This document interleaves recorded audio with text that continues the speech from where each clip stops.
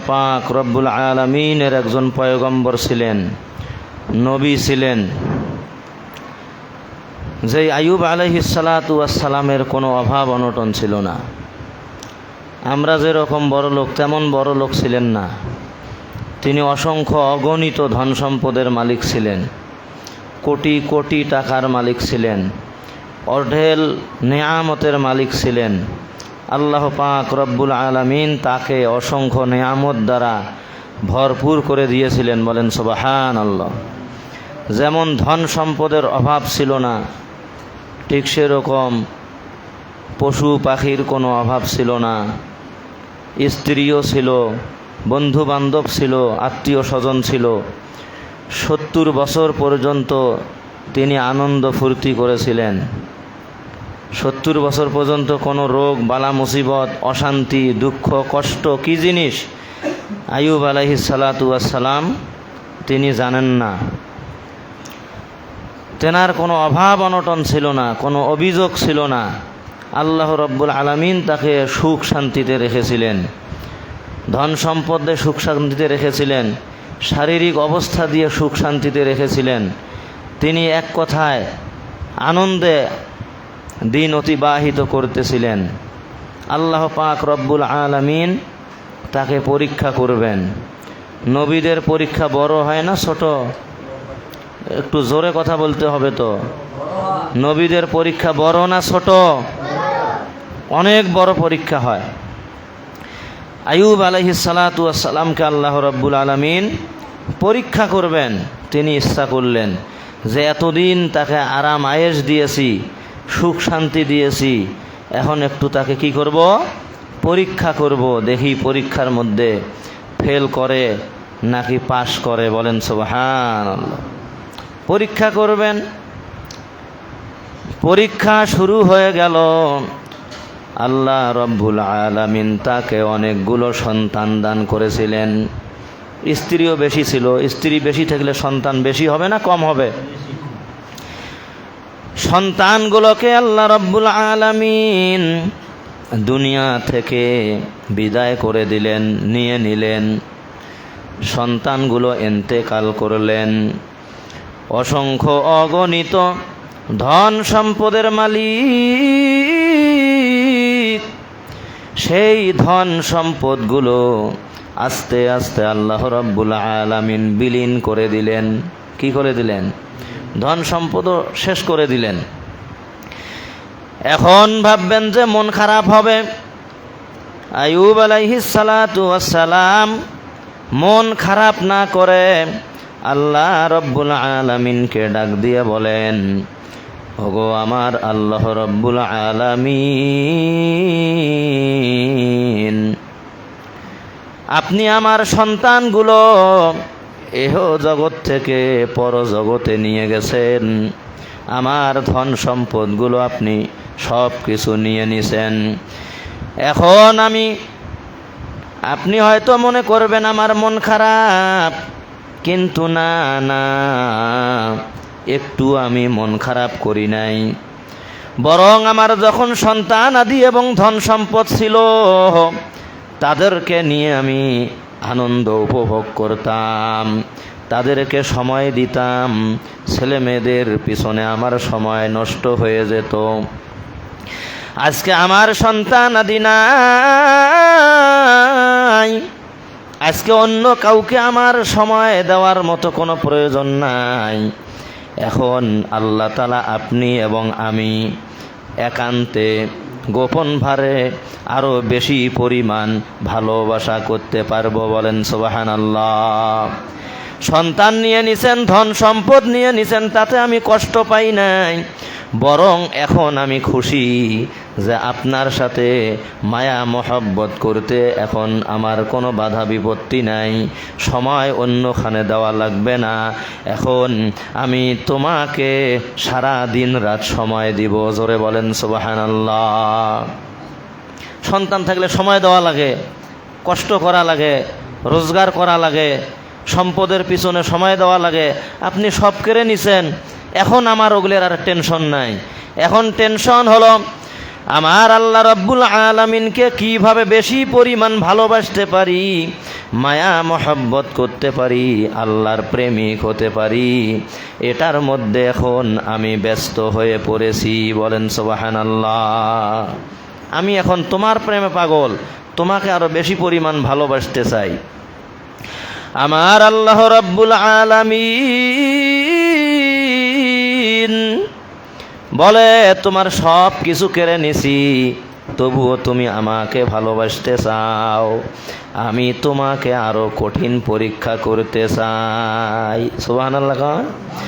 কি কঠিন পরীক্ষা করবে? সেই পরীক্ষা বিভিন্ন তাফসীর কারকগণ বিভিন্নভাবে ব্যক্ত করেছেন, কিন্তু আমরা যেটা জানি সেটা হলো কুষ্ঠরোগ। কি রোগ? জোরে বলুন। কুষ্ঠরোগ। কুষ্ঠরোগ আমার আল্লাহ রাব্বুল আলামিন তাকে দিলেন। কুষ্ঠরোগে যখন তিনি আক্রান্ত হলেন, ওষুধ খাওয়ার প্রয়োজন আছে না নাই? হালকা পাতলা যতটুকু ওষুধ খাওয়ার প্রয়োজন ঔষধ খান, কিন্তু ঔষধে কোনো কাজ করে না। দিন যায়, রোগ বালা মুসিবত, রোগ আরো বৃদ্ধি হয়। কি হয়? রোগ কমে না, রোগ আরো বৃদ্ধি হয়। বৃদ্ধি হতে হতে যখন পুরা শরীরটা ভরপুর হয়ে গেল, তখন শরীর থেকে দুর্গন্ধ বাহির হতে লাগলো। যখন শরীর থেকে দুর্গন্ধ বাহির হয়, এলাকাবাসী ডাক দিয়ে বলে, দুর্গন্ধের কারণে আর বাড়ির আশেপাশে কেউ থাকতে পারে না, কঠিন দুর্গন্ধ বাহির হয়। এক এক করে নিজের যে বিবিগুলো ছিল, এক এক করে বিবিগুলো যাওয়া শুরু করলো, আর কেউ তার পাশে থাকে না। গ্রামবাসী ডাক দিয়ে বলে, সমাজের মধ্যে আইয়ুব আলাইহিস সালাতু ওয়াস সালামকে আর রাখা যাবে না, অন্য দূরে কোথাও রেখে আসো, না হলে এই রোগ সবাইকে আক্রান্ত করবে। এই দুর্গন্ধের কারণে সবাইর অসুখ বেসুখ বৃদ্ধি হবে, এই জন্য বাড়িতে তাকে রাখা যাবে না। দূর দূরান্তে নির্জন এলাকায়, যেখানে লোকজন সমাগম হয় না, সেই দূর এলাকায় তাকে রেখে আসা হোক। কথা বলতে দেরি, সমাজের লোকগুলো চাটাই সিস্টেম একটা বানায়া সেখানে তাকে শোয়াইয়া দিয়া নাক মুখ টিপে ধরে শহরের অপর প্রান্তে, যেখানে জনসমাগম নাই, যেখানে বন এবং জঙ্গল, সেই বন এবং জঙ্গলের মধ্যে তাকে একাকিনী রেখে আসলো। রেখে আসার পর তিনি সেখানে একাকিনী বসবাস করতে লাগলেন। সমস্ত বিবিরা তাকে ছেড়ে চলে গেছে। একজন বিবি, যার নাম আমরা বিবি রহিমা নামে চিনি। কি নাম? অনেকে বলছেন এটা ভুয়া নাম, অন্য নাম ছিল। তো যে কোনো তাফসীর কারকগণ বিভিন্ন নাম উল্লেখ করেছেন, প্রসিদ্ধ হয়েছে বিবি রহিমা আলাইহিস সালাতু ওয়াস সালাম। রহিমা আলাইহিস সালাতু ওয়াস সালাম তিনি শেষ পর্যন্ত একা একাই জঙ্গলের মধ্যে স্বামীর খেদমত করেন। আজকে যেই ব্যক্তি অনেক ধনাঢ্য ব্যক্তি, যার টাকা পয়সার অভাব ছিল না, ধন সম্পদের অভাব ছিল না, আজকে তিনি বড্ড গরিব। এক মুঠো যে ভাত খাবেন, এক মুঠো যে খাবার খাবেন, সেই খাবারটুকু পর্যন্ত নাই। বিবি রহিমা আলাইহিস সালাতু ওয়াস সালাম যখন দেখলেন, যদি আমি একটু খাবার দাবারের ব্যবস্থা না করি, আমার স্বামী তো হাঁটতেও পারে না, চলতেও পারে না, অবশ, তাহলে না খেয়ে আমার স্বামী মৃত্যুবরণ করবে। মৃত্যুর হাত থেকে বাঁচানোর জন্য তিনি মানুষের বাড়িতে বাড়িতে কাজ করা শুরু করলেন। কিছুদিন কাজ করে যতটুকু আহার পাইতেন ততটুকু আহার বিকেলবেলা এসে স্বামীর মুখের মধ্যে উঠায়া দিতেন। জোরে বলেন সুবহানাল্লাহ। স্বামী বড্ড খুশি যে আমার স্ত্রী আমার জন্য পরিশ্রম করে, কষ্ট করে, অন্যের বাড়িতে কাজ করে আমার মুখের মধ্যে এক মুঠো খাবার উঠায়া দেয়। তার উপর স্বামী খুশি হবে না বেজার? খুশি না বেজার? আর আপনি যদি একদিন অসুস্থ হয়ে পড়ে থাকেন, আপনার স্ত্রী আপনাকে গালিগালাজ করবে, জারুয়ে গোলাম, কাম কাজ কিছুই করে না, কয় না? না কয়? যদি 3 দিন 4 দিন 7 দিন অসুস্থ হয়ে পড়ে থাকেন, আপনার স্ত্রী আপনাকে ভুলে যাবে। ঠিক একই রকমভাবে আইয়ুব নবীরও অনেক স্ত্রী ছিল, সবাই কিন্তু ভুলে গেছে। একজন আদর্শবান, ধৈর্যশীল, আল্লাহ ভীরু মহিলা, তিনি স্বামী ভক্তা ছিলেন। তিনি কিন্তু নিজের স্বামীকে ভোলেন নাই, মরণের আগ পর্যন্ত তার সেবা করেছেন, খেদমত করেছেন। বলেন সুবহানাল্লাহ। ভালো ছিল না খারাপ? হ্যাঁ, জোরে কোন, ভালো না খারাপ? খুব ভালো ছিলেন। এরকম করে যখন রোগ আরো বাড়তে লাগলো, সুই আপনারা চেনেন না? না চেনেন? সুইয়ের পিছনে যে ছিদ্র থাকে, এতটুকু পর্যন্ত জায়গা ফাঁকা ছিল না যেখানে ঘা হয় নাই। এরকম শরীরের গোস্তগুলো খসে খসে খসে খসে জমিনের মধ্যে পড়ে গিয়েছিল। পোকা মাকড় শরীরের গোস্তগুলো খেয়ে ফেলেছিল। এমনকি মাঝে মধ্যে শরীরের হাড্ডিগুলো দেখা যায় কোনো গোস্ত নাই। এইরকম কঠিন যখন অবস্থা হলো, তার স্ত্রী এখনো মানুষের বাড়িতে বাড়িতে কাজ করে। যখন দেখছে জটিল কঠিন অবস্থা, আইয়ুব নবীর অসুখ বেসুখ ভালো হয় না, তখন বিবি রহিমা যখন মানুষের বাড়িতে কাজ করার জন্য যায়, তখন বলে, বিবি রহিমা, আপনি কাজ করার জন্য এসেছেন, কিন্তু আপনাকে আমরা কোনো কাজ দিতে পারবো না। যদি আপনাকে কাজ দেই, আপনার স্বামীর রোগ ভালো হয় না, এটা মনে হয় সোয়াসে রোগ। আপনি আপনার স্বামীর সেবা করেন, খেদমত করেন, আমার বাড়িতে এসে যদি কাজকর্ম করেন, আমাদের থালা বাসন সব কিছু আপনি স্পর্শ করবেন, আইয়ুব নবীর সোয়াসে রোগ আমাদের পরিবারেও ধরতে পারে। বলেন নাউজুবিল্লাহ। এই জন্য কাজ দেয় না। কি দেয় না? কাজ দেয় না। অনুরোধ করে, হাত পা ধরে, যেভাবে হোক একটু কাজ করে রোজগার করে বিকেলবেলা এক মুঠো খাবার স্বামীর মুখে উঠাইয়া দেওয়ার জন্য ঘুরতেছেন, কোনো কাজ নাই। একদিন কোনো কাজ পেলেন না, ঘুরতে একজন বড়লোক মাইয়ার বাড়িতে গেলেন, বড়লোক ধনাঢ্য ব্যক্তির বাড়িতে গেলেন। যাওয়ার পর ডাক দিয়ে বলে, ও বিবি রহিমা, আপনাকে আমি কোনো কাজ দিতে পারবো না। আমি কি বলি আপনি শোনেন। বলে, আপনি বলেন, আমি শুনতেছি যে আপনার নাকি চুলের 2টা বেনি আছে, খুব সুন্দর। বিবি রহিমার চুলের 2টি বেনি ছিল, খুবই সুন্দর, অপরূপ দেখতে। আমি ধনাঢ্য মহিলা, আমার চুলের বেনি ততটা সুন্দর নয়। তোমাকে আমি বলি, তুমি যদি আমার কাছে চুলের বেনি বিক্রি করো, তাহলে আমি তোমাকে অনেকগুলো ভালো ভালো দামি দামি খাবার দেব, টাকা পয়সাও কিছু দিব, তোমার স্বামীর মুখের মধ্যে ভালো খাবার তুমি উঠাইয়া দিতে পারবা। বলেন সুবহানাল্লাহ। বেচারি কাম না পাওয়ার কারণে বললেন, ঠিক আছে, আমি আমার একটা চুলের বেনি বিক্রি করব। একটা চুলের বেনি বিক্রি করলেন। বিক্রি করার পর অনেকগুলো খাবার দাবার পেলেন। স্বামীর দরবারে যখন নিয়ে আসলেন, আইয়ুব আলাইহিস সালাতু ওয়াস সালাম ডাক দিয়ে বলে, বিবি,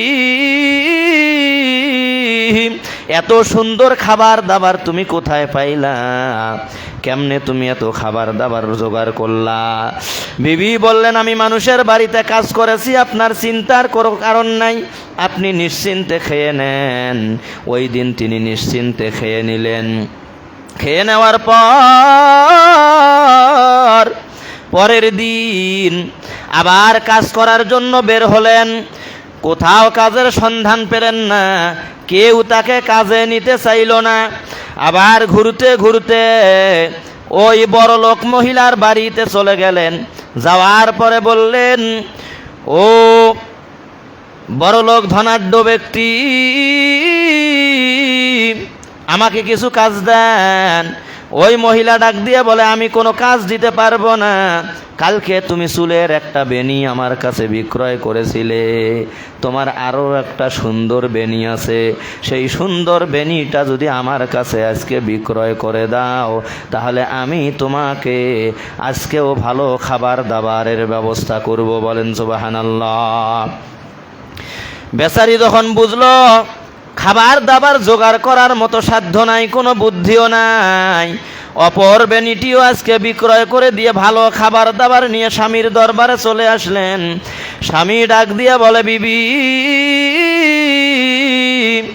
কালকে যদিও খাবার খেয়েছি, আজকে তো আমি খাবার খাবো না, আমার কাছে আজকে শিকার হওয়া লাগবে।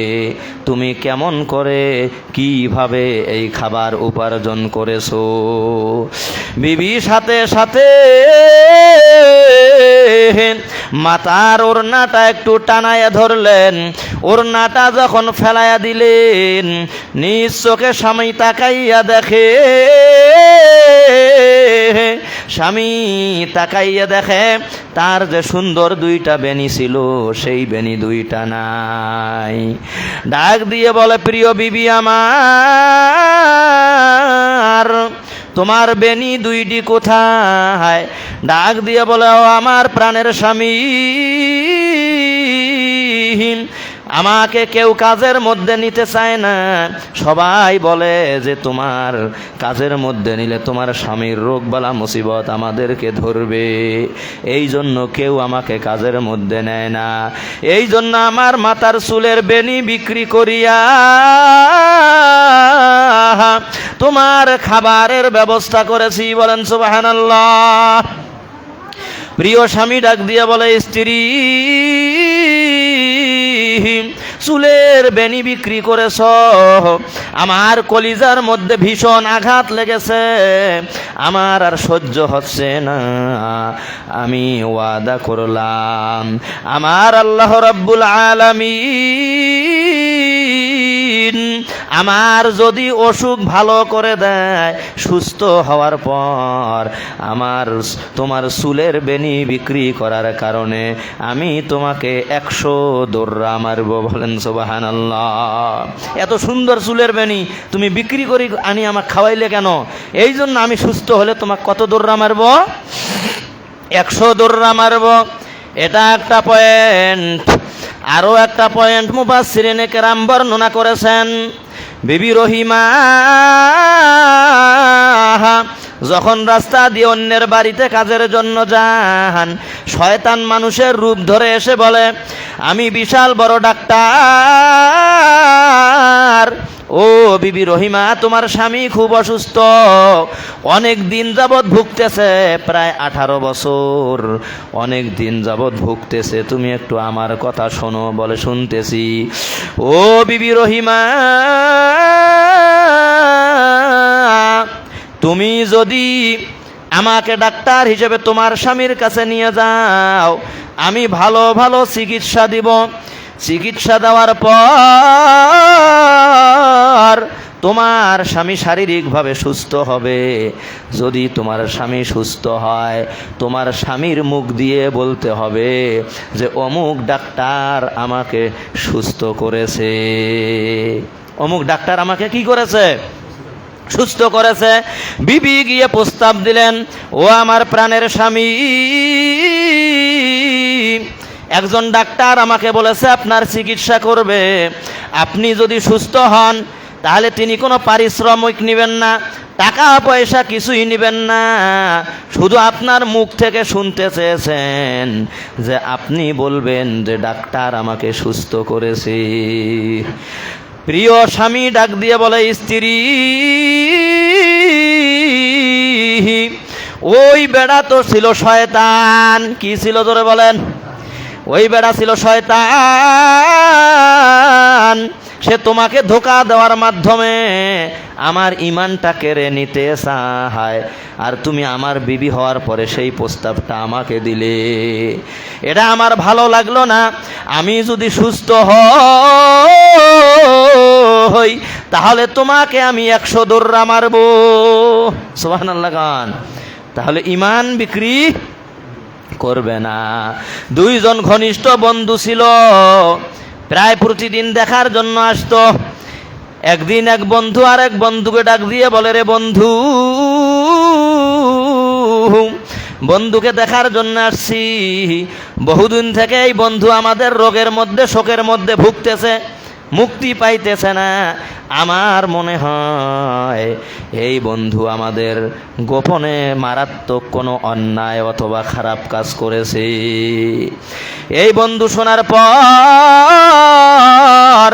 আর একটা সময় তিনি একাকিনী আসছেন। আসার পর ডাক দিয়ে বলে, আইয়ুব আলাইহিস সালাতু ওয়াস সালাম, তুমি অমুক বন্ধুকে চেনো কিনা? বলে, ভালো তো চিনি। ওই বন্ধু বলছে, তুমি বলে অন্যায় করেছো, সেই অন্যায়ের কারণে রোগ ভালো হচ্ছে না। আল্লাহ রাব্বুল আলামিনকে ডাক দিয়ে বলে, ও আল্লাহ রাব্বুল আলামিন, তুমি তো আমার বিষয়ে ভালো করে জানো। কোনোদিন আমার সমাজের মধ্যে কাউকে আমি পোশাক ছাড়া উলঙ্গ থাকতে দেই নাই। কেউ না খেয়ে ঘুমাবে, এই রকম কোনো ব্যক্তিকে না খেয়ে ঘুমাইতেও দেই নাই। আমি তোমার দরবারে সবাই যখন ঘুমিয়ে যায়, আমি আইয়ুব পয়গম্বর রাত্রি জাগরণ করে রাতের বেলা সারাটা রাত ইবাদত বন্দেগী করেছি। আয় আল্লাহ রব্বুল আলামিন, আমার বন্ধু যতটুকু বলেছে, আয় আল্লাহ তাকে বোঝার তুমি তৌফিক দান করে দাও। সুবহানাল্লাহ। তাও কি বদদোয়া দিছেন? বদদোয়া দেন নাই। যেহেতু সময় খুব কম, স্বল্প সময়ের মধ্যে বলতে হবে। আইয়ুব আলাইহিস সালাতু ওয়াস সালাম যখন দেখলেন অবস্থা অত্যন্ত ভয়াবহ, শুয়ে আছেন, একটা পোকা কিছুক্ষণ পর আর না খেয়ে তার শরীর থেকে নেমে নেমে যাইতেছে। আইয়ুব আলাইহিস সালাতু ওয়াস সালাম ডাক দিয়ে বলে, রে পোকা, কেন তুমি ফেরত যাইতেছ? এইদিকে আসো।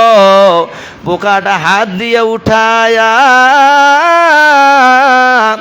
যেখানে তার গোস্ত একটু আছে সেইখানে আবার লাগায়া দিয়ে বলেন যে, পোকা তুমি শান্তি করে খাও, এটা আল্লাহর দেওয়া সম্পদ। আল্লাহ খাওয়ার জন্য এই শরীরটা তৈরি করেছেন, তুমি শান্তি করে খাও। না খেয়ে কিসের জন্য তুমি নেমে যাইতেছো? এ পোকা তুমি শান্তি করে খাও। এমন জোরে গোস্ত পাওয়ার পর সম্পূর্ণ শরীরে ব্যথা।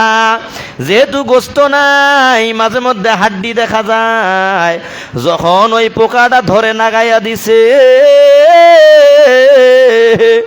এমন জোরে কামড় মারছে, আইয়ুব আলাইহিস সালাতু ওয়াস সালাম এমন জোরে কষ্ট পাইছে, সাথে সাথে চোখ দিয়ে অশ্রু ঝরা শুরু করে দিছে। চোখের পানি ফেলায় আর বলে, ও গো দয়ার মালিক, আমি আপনার কাছে কোনোদিন দোয়া করি নাই। আমাকে শয়তান স্পর্শ করেছে। শয়তান আমাকে বিভিন্ন কলা কৌশলে আমাকে ধ্বংস করার চেষ্টা করতেছে। আপনি যদি আমাকে দয়া মায়া না করেন, পৃথিবীর এমন কোনো শক্তি নাই যে সে আমাকে মুক্তি দিতে পারে। সুবহানাল্লাহ খান। নবী দোয়া করলেন, আইয়ুবা ইয নাদা রাব্বাহু আন্নী মাসানিয়াদ দুররু ওয়া আনতা আরহামুর রাহিমিন। বলেন না আল্লাহু আকবার। আইয়ুব আলাইহিস সালাতু ওয়াস সালাম দোয়া করে বললেন, আয় আল্লাহ রাব্বুল আলামিন, আন্নী মাসানিয়াদ দুররু, আমাকে রোগে শোকে আক্রান্ত করেছে, ওয়া আনতা আরহামুর রাহিমিন। কন্না আল্লাহু আকবার। আপনি দয়ালুদের মধ্যে শ্রেষ্ঠ দয়ালু, জোরে বলেন সুবহানাল্লাহ। তিনি বললেন, না, আমাকে মাফ করে দেন, আমার অসুখ হয়েছে, আমি খুব ক্লান্ত, আমার গোস্ত নাই শরীরের মধ্যে, এগুলো তিনি বললেন না। কি বললেন?